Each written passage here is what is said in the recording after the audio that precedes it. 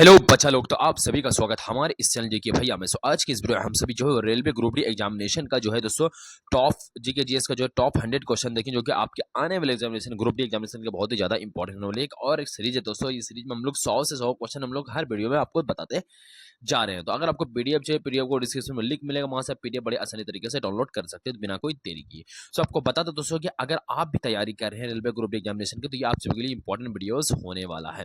सो तो पहला सवाल जो कि आप सभी के लिए बनता है, यहाँ से आप देख सकते हैं क्या है कि पीरियोडिक टेबल में लेंथेनाइट्स कितने कितने तत्व होते हैं। लेंथेनाइट्स के कितने तत्व होते हैं? तो आपसे 14 तत्व होते हैं दोस्तों लेंथेनाइट्स के, याद रखना, ठीक है। ये आपका पहला सवाल था। दूसरा सवाल बनता है आप सभी, जैसे यहाँ देख सकते हैं, दूसरा सवाल आप सभी क्या है कि रेडियो एक्टिव तत्वों की खोज किसने की थी? आप सबको बताना कि रेडियो एक्टिव तत्वों की खोज किसने की थी। आपसे मैरी क्यूरी दोस्तों रेडियो एक्टिव तत्वों की खोज की थी मैरी क्यूरी ने, याद रखना आप सभी, ठीक है। अगला सवाल देखते हैं। अगला सवाल क्या बच्चों आप सभी? अगला सवाल बनता है कि किसी वस्तु का रंग किस पर निर्भर करता है। आपसे बताना किसी वस्तु का रंग जो किस पर निर्भर करता है। आपसे वस्तु का रंग जो आपसे परावर्तन पे भी निर्भर करता है, विवर्तन पे भी निर्भर करता है, अवशोषण पे भी निर्भर करता है। यानी इन तीनों पे दोस्तों वस्तु का रंग जो है वो निर्भर करता है, ठीक है। अगला सवाल बनता है आप सभी का, जैसे यहाँ देख सकते हैं क्या है कि पृथ्वी का मैग्नेटिक फील्ड किस कारण उत्पन्न होता है। तो आप सबको पृथ्वी का मैग्नेटिक फील्ड जो है आप सभी का कोर पे पिघला हुआ लोहा के कारण दोस्तों उत्पन्न होता है, ठीक है। अब अगला सवाल बनता है आप सभी का, जैसे यहाँ देख सकते हैं कि हाइमोफिलिया रोग किससे जुड़ा हुआ था। आप सबको हाइमोफिलिया रोग जो आप सभी का रक्त का थक्का जमने पर रोग से जुड़ा हुआ, ठीक है। हाइमोफिलिया रोग किससे जुड़ा हुआ है? रक्त का थक्का ना जमने पर जुड़ा हुआ, ठीक है। अगला सवाल बनता है आप सभी का कि किस गैस को मार्स गैस कहा जाता है। तो आप सभी को उत्तर CH4 यानी कि CH4 को दोस्तों मार्स गैस कहा जाता है, ठीक है। अब अगला सवाल बनता है आप सभी का, जैसे यहाँ देख सकते हैं कि ओजोन परत मुख्यतः किस क्षेत्र में होती है। तो आप सभी को ओजोन परत मुख्यतः जो है आप सभी का स्ट्रेटोस्फीयर में होती है, ठीक। ओजोन परत जो है मुख्यतः किस क्षेत्र में होती है? स्ट्रेटोस्फीयर में, ठीक है। अब अगला सवाल बनता है आप सभी का कि किस यंत्र से ध्वनि की तीव्रता मापी जाती है। तो आपसे बता देते नापी जाती है, तो आपसे बताते हैं कि ऑडियोमीटर से दोस्तों ध्वनि की तीव्रता मापी जाती है, ठीक है। अब अगला सवाल की तरफ बढ़ जाए। अगला सवाल क्या है बच्चों आप सभी, जैसे यहाँ देख सकते हैं क्या है कि प्लांट सेल मुख्यतः प्लांट सेल वॉल मुख्यतः किससे बनी। तो आपसे बताएगा सेल्यूलोज से दोस्तों प्लांट सेल वेल यानी कि पौधे की कोशिका दीवार यानी कि कोशिका भित्ति बोल सकते हैं इसे, वो सेल्यूलोज की बनी होती है, ठीक है। याद रखना आपसे, ठीक है। अब अगला सवाल की तरफ बढ़ जाए। अगला सवाल क्या बच्चों, जैसे यहाँ देख सकते हैं क्या है सवाल, तो आपसे अगला सवाल बने, जैसे यहाँ देख सकते हैं क्या है सवाल कि नाइट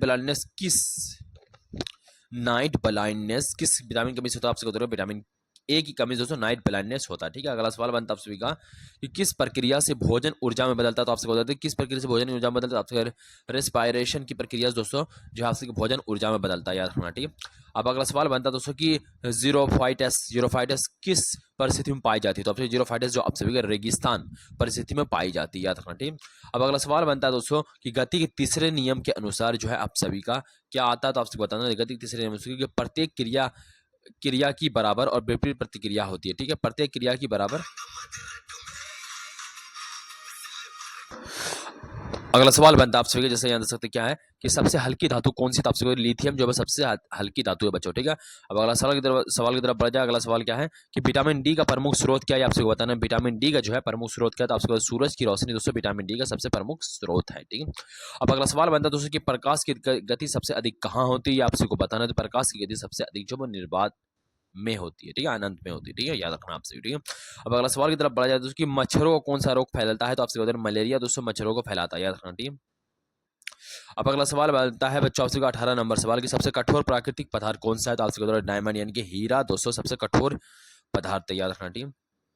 अगला सवाल बनता है दोस्तों कि ग्रीन हाउस गैस का प्रमुख गैस कौन सा है। तो आपसे CO2 दोस्तों ग्रीन हाउस गैस का प्रमुख गैस है, याद रखना, ठीक है। सबसे महत्वपूर्ण गैस वही है, ठीक है। अगला सवाल बनता है आप सभी का कि डीएनए का पूरा नाम क्या है। आप सभी को बताना है तो डीएनए का पूरा नाम जो आप सभी का डिऑक्सोरिबोन्यूक्लिक एसिड है, ठीक है। क्या है डिऑक्सी रिबोनिकल एसिड है दोस्तों डीएनए का पूरा नाम, ठीक है। अगला सवाल बनता है दोस्तों आप सभी का इंपॉर्टेंट सवाल कि लोहा जंग क्यों खाता है। तो आपसे बताओ वायु और नमी की उपस्थिति कारण दोस्तों लोहा में जंग लगता है, याद रखना, ठीक है। अब अगला सवाल बनता है आप सभी का कि सूर्य से ऊर्जा किस रूप में आती है। तो आपसे सूर्य से ऊर्जा जो है आप सभी का उष्मा और प्रकाश के रूप में आती है, ठीक है। अब अगला सवाल बनता है आप सभी का कि प्राकृतिक गैस का मुख्य घटक क्या है। तो आपसे बताना प्राकृतिक गैस का मुख्य घटक जो वो CH4 है दोस्तों प्राकृतिक यानी कि मीथेन दोस्तों प्राकृतिक गैस का मुख्य घटक है, याद रखना, ठीक है। अगला सवाल बनता है दोस्तों कि ऑप्टिकल फाइबर किस सिद्धांत पर कार्य करता है। आपसे बताने का ऑप्टिकल जो फाइबर है वो किस सिद्धांत पर कार्य करता है। आपसे बताएगा पूर्ण आंतरिक परावर्तन के सिद्धांत पर काम करता है ऑप्टिकल फाइबर, ठीक है। अगला सवाल की तरफ बढ़ा जाए दोस्तों। अगला सवाल क्या है कि HIV शरीर के किस हिस्से को प्रभावित करता है। तो आपसे बताते हैं HIV जो आप सभी का रोग प्रतिरोधक तंत्र को जो है प्रभावित करता है, ठीक है। अब अगला सवाल जनरल नॉलेज के क्वेश्चन देखते हैं 25 सवाल आपसे बताते हैं। पहला सवाल बनना जनरल नॉलेज के, भारत का पहला उपग्रह आर्यभट्ट किस वर्ष प्रक्षेपित किया गया था? आपका पहला उपग्रह जो है किस वर्ष प्रक्षेपित किया गया था? आपसे उत्तर 1975 में प्रक्षेपित इसको किया गया था। ठीक है, अगला सवाल बनता है दोस्तों कि संविधान सभा की पहली बैठक कब हुई थी? तो आपसे बताना संविधान सभा की पहली बैठक जो है आप सभी का 9 दिसंबर 1946 को दोस्तों संविधान सभा की पहली बैठक हुई थी। ठीक है, अब अगला सवाल बनता है दोस्तों कि भारत में योजना आयोग की स्थापना किस वर्ष हुई? आपसे बताना कि भारत में योजना आयोग की स्थापना किस वर्ष हुई? तो आपसे उत्तर हो जाएगा 1950 में दोस्तों भारत में योजना आयोग की स्थापना हुई थी। ठीक है, अगला सवाल बनता है दोस्तों कि भारत का सबसे बड़ा राज्य क्षेत्रफल के आधार पर कौन सा है? तब सबको बच्चे वाला सवाल है दोस्तों, उत्तर प्रदेश नहीं है, राजस्थान होगा। ठीक है, अगला सवाल बनता है दोस्तों कि पनामा नहर किससे जोड़ती है?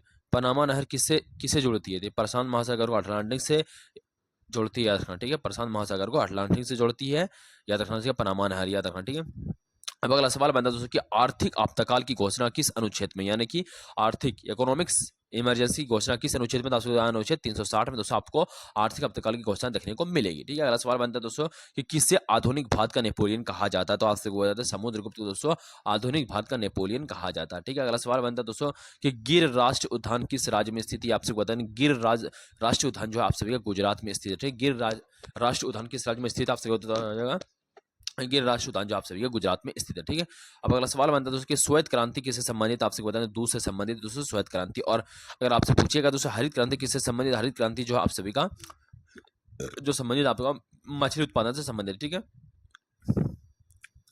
अब अगला सवाल बनता है बच्चों आप सभी जैसे याद रख सकते हैं क्या है सवाल? अगला सवाल आप सभी का भारत की पहली रेल कब चली थी? 1853 में, याद रखना। ठीक है, ये भी आपको याद रखना। ठीक है, अब अगला सवाल की तरफ बढ़ जाए। अगला सवाल क्या है कि मोनाल किस राज्य का राज्य पक्षी था? आपसे बताना मोनाल जो है आप सभी का उत्तराखंड का राज्य पक्षी, याद रखना। ठीक है, मोनाल जो है आप सभी का उत्तराखंड का राज्य पक्षी है। ठीक है, अब जरा अगला सवाल की तरफ बढ़ जाए। अगला सवाल क्या है कि किस ग्रह को लाल ग्रह कहा जाता है? आपसे उत्तर मंगल ग्रह को दोस्तों लाल ग्रह कहा जाता है, याद रखना। ठीक है, अब अगला सवाल बनता है दोस्तों कि वंदे मातरम गीत किस उपन्यास से लिया गया है? आपसे बताना है कि वंदे मातरम गीत जो है वो किस उपन्यास से लिया गया? आपसे आनंद मठ से दोस्तों जो वंदे मातरम गीत लिया गया। ठीक है, आनंद मठ से। ठीक है, अगला सवाल बनता है भारत के किस राज्य में सबसे अधिक जनसंख्या? आपका उत्तर प्रदेश हो जाएगा, उत्तर। ठीक है,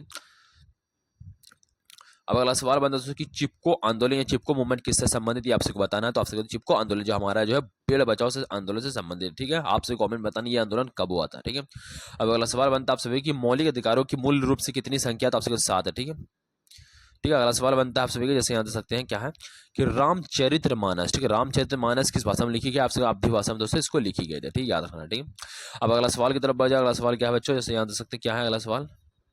अगला सवाल है आप सभी का कि पंचवर्षीय योजना किस देश से प्रभावित होकर अपनाई गई? तो आपसे पंचवर्षीय योजना जो है वो रूस देश से जो है प्रभावित होकर अपनाई गई थी हमारे देश में, याद रखना। ठीक है, रूस देश से ये ले आ गया था। ठीक है, अब अगला सवाल की तरफ बढ़ जाए। अगला सवाल क्या है दोस्तों कि भारत का सबसे बड़ा बंदरगाह कौन सा है? ये आपसे को बताना है। तो आपसे उत्तर रहेगा सबसे भारत का सबसे बड़ा बंदरगाह जो आपका मुंबई का बंदरगाह, याद रखना। ठीक है, अब अगला सवाल की तरफ बढ़ जाए। अगला सवाल क्या बच्चों आप सभी का कि राष्ट्र आपातकाल कब लागू किया जा सकता है? तो आपसे बता रहे युद्ध के समय, बाहरी आक्रमण के समय और आंतरिक अशांति के समय दोस्तों आपातकाल घोषणा मतलब आपातकाल लागू किया जा सकता है। ठीक है, अगला सवाल बनता है दोस्तों कि G20 शिखर सम्मेलन 2023 जो की मेजबानी भारत में कहाँ है? तो आपसे न्यू दिल्ली में दोस्तों ये हुई है। ठीक है, अब अगला सवाल बनता है कि मोहनजोदड़ो किस नदी किनारे बसा था? तो आपका सिंधु नदी किनारे दोस्तों मोहनजोदड़ो बसा हुआ है, याद रखना। ठीक है, अगला सवाल बनता है दोस्तों कि भारत का मैनचेस्टर किसे कहा जाता है? आपसे भारत का मैनचेस्टर जो आपसे अहमदाबाद को कहा जाता है। ठीक है, अगला सवाल बनता है कि साइमन कमीशन भारत कब आया था? आपसे को साइमन कमीशन जो भारत कब आया था? आपसे को 1928 में दोस्तों साइमन कमीशन जो है भारत अपना आया था। ठीक है, अब अगला सवाल बनता है दोस्तों कि कुंभ का मेला जो है कुंभ का मेला कितने वर्षों के बाद आयोजित होता है? आपसे उत्तर होगा 12 वर्षों के बाद दोस्तों कुंभ का मेला आयोजित होता है बच्चों। ठीक है, आप जरा साइंस के क्वेश्चन कुछ देख लेते हैं, जनरल साइंस के क्वेश्चन क्या आते हैं। तो आपसे बता पहला सवाल है कि परमाणु में इलेक्ट्रॉन का क्वांटम नंबर किससे परिभाषित किया जाता है? आपसे परमाणु में इलेक्ट्रॉन का क्वांटम नंबर जो आप सभी का इलेक्ट्रॉन की ऊर्जा व्यवस्था से प्रभावित किया जाता है। ठीक है, अगला सवाल बनता है दोस्तों कि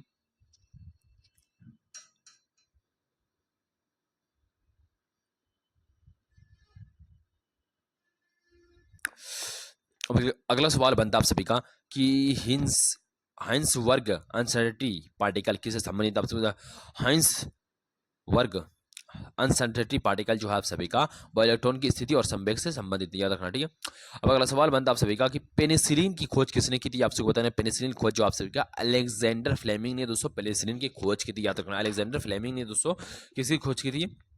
पेनिसिलिन की खोज की थी बच्चों। ठीक है, अगला सवाल बनता है दोस्तों कि भारी पानी यानी कि D2O का प्रयोग कहाँ होता है? आपसे बताना है कि भारी पानी D2O का प्रयोग कहाँ होता है? आपसे परमाणु रिएक्टर में होता है दोस्तों।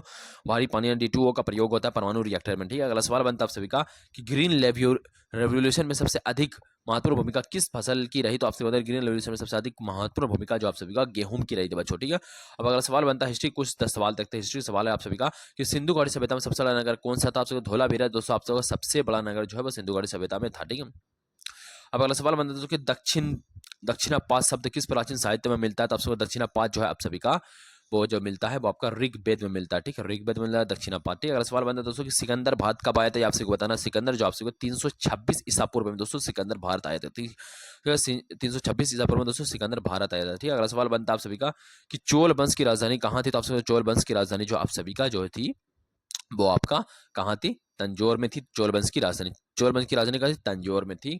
अगला सवाल बनता है कि शेरशाह सूरी ने कौन सा प्रसिद्ध सड़क बनवाया था? आपसे ग्रैंड ट्रंक रोड दोस्तों शेरशाह सूरी ने बनवाया था, याद रखना। ठीक है, अगला सवाल बनता है कि स्वराज मेरा जनसित अधिकारों में यह किसका कथन? ये से लेकर हूंगा, यह किसका कथन? बाल गंगाधर तिलक का। ठीक है, अगला है ये आप सभी को याद रखना। ठीक है, अगला सवाल बनता है दोस्तों कि भारत छोड़ो आंदोलन जो कि गांधी जी ने शुरू किया था कब किया? 1942 में किया था, याद रखना। ठीक है, ये बच्चा वाला सवाल है। अगला सवाल बनता है दोस्तों कि अखिल भारतीय मुस्लिम लीग की स्थापना कब हुई थी? तो आपसे बता दो 1906 में दोस्तों अखिल भारतीय मुस्लिम लीग की स्थापना हुई थी। ठीक है, अब अगला सवाल बनता है दोस्तों कि गदर पार्टी की स्थापना कहाँ हुई थी? तो आपसे गदर पार्टी की स्थापना जो आपसे सैन फ्रांसिस्को। ठीक है, सैन फ्रांसिस्को में दोस्तों गदर पार्टी की स्थापना हुई थी। ठीक है, अब अगला सवाल बनता है कि नेताजी सुभाष चंद्र बोस ने आजाद हिंद फौज का गठन कहाँ किया था? तो आपसे बता नेताजी सुभाष चंद्र बोस ने आजाद हिंद फौज का गठन कहाँ किया था? सिंगापुर में किया था। ठीक है, अब अगला देखते हैं अगला क्या है। अगला है आप सभी का कि भारतीय संविधान में संघीय शासन की विशेषता किस देश से ली गई? तो आपसे बता दें भारतीय संविधान में संघीय शासन की व्यवस्था जो आप सभी का जो ली गई वो कनाडा से ली गई। संघीय शासन की व्यवस्था कहाँ से ली गई? कनाडा से ली गई। ठीक है, अब अगला सवाल बनता है कि संविधान सभा का अस्थायी अध्यक्ष कौन था? तो आपसे बता संविधान सभा का अस्थायी अध्यक्ष जो आपसे डॉक्टर राजेंद्र प्रसाद था। ठीक है, अब अगला सवाल बनता है आप सभी कि भारतीय संसद में मनी बिल का निर्णय कौन करता है? तो आपसे बता भारतीय संसद में मनी बिल का निर्णय जो आप सभी का लोकसभा अध्यक्ष का था। ठीक है, याद रखना भारतीय संसद में मनी बिल का जो है वो निर्णय जो कौन करता है? वो लोकसभा अध्यक्ष का था। ठीक है, याद रखना आपसे। ठीक है, अगला सवाल देखते हैं। अगला सवाल क्या है कि राष्ट्रपति के महाभियोग की प्रक्रिया किस अनुच्छेद में? दोस्तों राष्ट्रपति के महाभियोग की प्रक्रिया जो आप सभी का वो अनुच्छेद 61 में दोस्तों आपको राष्ट्रपति के महाभियोग की प्रक्रिया अनुच्छेद 61 में। ठीक है, उसके बाद अगला सवाल बनता है कि राज्यसभा में अधिकतम कितने सदस्य हो सकते हैं? आपसे बताना है। तो राज्यसभा में अधिकतम जो आप सभी का 250 जो बस सदस्य हो सकते हैं। ठीक है, अब अगला सवाल बनता है आप सभी का कि संविधान संशोधन के लिए अनुच्छेद कौन सा है? तो आपसे संविधान संशोधन के लिए अनुच्छेद जो आपका 368 है उसी के तहत दोस्तों संविधान में क्या बोलते हैं संशोधन किया जाता है। ठीक है, अगला सवाल बनता है कि आपातकाल की घोषणा कौन करता है? तो आपसे आपातकाल की घोषणा हमारा राष्ट्रपति करता है। ठीक है, ठीक है, अगला सवाल बनता है आप सभी का कि मौलिक कर्तव्यों को संविधान में कब जोड़ा गया? तो आपसे मौलिक कर्तव्यों को संविधान में जो 1976 में जोड़ा गया। ठीक है, अब अगला सवाल बनता है आप सभी कि भारत के महालेखा निरीक्षक किसके प्रति उत्तरदायी होते हैं? आपसे बताना है। तो भारत के महालेखा परीक्षक जो आप सभी का वो संसद के प्रति उत्तरदायी होते हैं। ठीक है, अब अगला सवाल बनता है दोस्तों कि किस अनुच्छेद में उच्चतम न्यायालय को रीट जारी करने की शक्ति दी गई? तो आपसे बता दें किस अनुच्छेद में उच्चतम न्यायालय को रीट जारी करने की शक्ति दी गई? तो आपसे उत्तर हो जाएगा यहाँ पे अनुच्छेद 32 में। ठीक है, अब जरा इकोनॉमिक्स के कुछ सवाल देखते हैं। इकोनॉमिक्स सवाल क्या है कि नीति आयोग का गठन कब हुआ? तो आपसे बता नीति आयोग का गठन जो है वो 2015 में हुआ। ठीक है, और इसके अध्यक्ष जो होते हैं वो आपका प्रधानमंत्री होता है। ठीक है, अगला सवाल बनता है दोस्तों कि भारत में जीएसटी जो किस वर्ष लागू हुआ? तो आपसे 2017 में दोस्तों जीएसटी लागू हुआ था। ठीक है, अब अगला सवाल बनता है कि मुद्रास्फीति का अर्थ क्या था? मुद्रास्फीति का अर्थ जो आपसे वस्तुओं के मूल्य में वृद्धि। ठीक है, वस्तुओं के मूल्य में वृद्धि का अर्थ होता है मुद्रास्फीति का अर्थ, याद रखना। ठीक है, अब अगला सवाल बनता है कि ब्लैक मनी का प्रमुख कारण क्या? तब से ब्लैक मनी का प्रमुख कारण जो आपका कर चोरी है, याद रखना। ठीक है, अगला सवाल बनता है कि रिकॉर्डों का सिद्धांत किससे संबंधित? आपसे बता दें रिकॉर्डों का सिद्धांत जो आप सभी का तुलनात्मक लाभ से संबंधित है, याद रखना। ठीक है, अब अगला सवाल बनता है आपसे जरा ज्योग्राफिक क्वेश्चन। ज्योग्राफिक क्वेश्चन क्या है कि पृथ्वी का सबसे बड़ा महासागर कौन सा? तो प्रशांत महासागर सबसे बड़ा महासागर। ठीक है, अगला सवाल बनता है दोस्तों कि ज्वालामुखी किस प्रकार की चट्टानों से जुड़ा हुआ है? तो आपसे बताता है ज्वालामुखी जो आप सभी का अग्नाशय चट्टानों से जुड़ा हुआ है। ठीक है, अगला सवाल बनता है दोस्तों कि भारत का काला सोना किसे कहते हैं? दोस्तों भारत का काला सोना जो वो कोयला को कहते हैं। ठीक है, अगला सवाल बनता है दोस्तों कि एवरेस्ट शिखर किस हिमालय भाग में स्थित है? आपसे बता दें एवरेस्ट शिखर जो आप सभी का वो स्थित जो है आप सभी का पूर्वी हिमालय में वो स्थित है। ठीक है, अब अगला सवाल बनता है आप सभी का जैसे यहाँ देख सकते हैं। अगला सवाल क्या है? अगला सवाल है आप सभी का कि भारत में सबसे बड़ा डेल्टा कौन सा है? तो आपसे बता दें भारत में सबसे बड़ा डेल्टा जो है गंगा ब्रह्मपुत्र डेल्टा जो कि आपका बांग्लादेश और बंगाल में ये देखने को मिलता है आप सभी को। ठीक है, अगला सवाल स्ट्रेटेजी का सवाल कुछ देख लेते हैं। स्ट्रेटेजी क्या सवाल है? तो स्ट्रेटेजिक जीवी का पहला सवाल है कि भारत रत्न से सम्मानित सम्मानित होने वाले पहले व्यक्ति कौन थे? तो आपसे भारत रत्न से सम्मानित होने वाले पहले व्यक्ति आप सभी का सी राजगोपालाचारी थे। ठीक है, अब अगला सवाल बनता है दोस्तों कि पहला भारतीय ओलंपिक विजेता कौन था? तो आप सभी पहला भारतीय ओलंपिक विजेता जो आप सभी का केडी यादव था। ठीक है, पहला ओलंपिक ओलंपिक पदक विजेता जो आपका भी केडी यादव था। ठीक है, अब अगला सवाल बनता है आप सभी का कि भारत अंतरिक्ष अनुसंधान संगठन यानी कि इसरो का मुख्यालय कहाँ है? तो आपसे बता दें इसरो का मुख्यालय जो आप सभी का वो आपका बेंगलुरु में है दोस्तों। इसरो का मुख्यालय ठीक है कहाँ है? बेंगलुरु में। ठीक है, अब अगला सवाल की तरफ बढ़ जाए। अगला सवाल क्या है दोस्तों को विश्व पर्यावरण दिवस कब मनाया जाता है? आपसे विश्व पर्यावरण दिवस जो 5 जून को मनाया जाता है बच्चों। ठीक है, अगला सवाल बनता है आप सभी का जैसे यहाँ दर्शक सकते क्या है?